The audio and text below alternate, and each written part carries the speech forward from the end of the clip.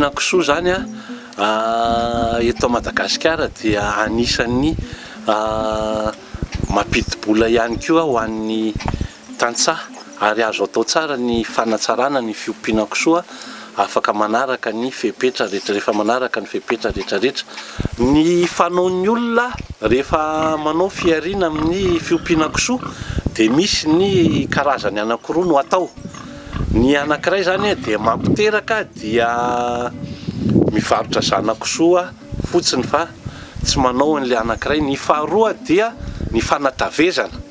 Ny olona manatavy kisoa zany dia tsy tokony mampiteraka satria manjary be loatra ny maso-karena, fa rehefa mampiteraka izy dia mivarotra zana-kisoa dia le zana-kisoa aty amin'ilay mpampiteraka zany no atavezin'ny mpanatavy.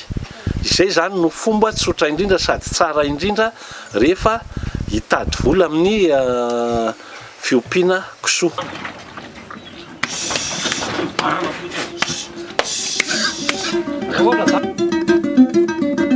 Kisoa misy eto Madagasikara dia misy aloha ny atao hoe kisoa gasy.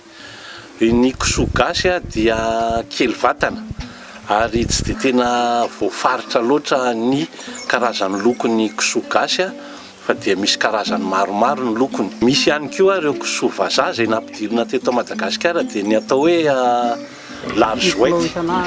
larzouette zany dia ren'ilay kisoa fotsy be reny rangasofina.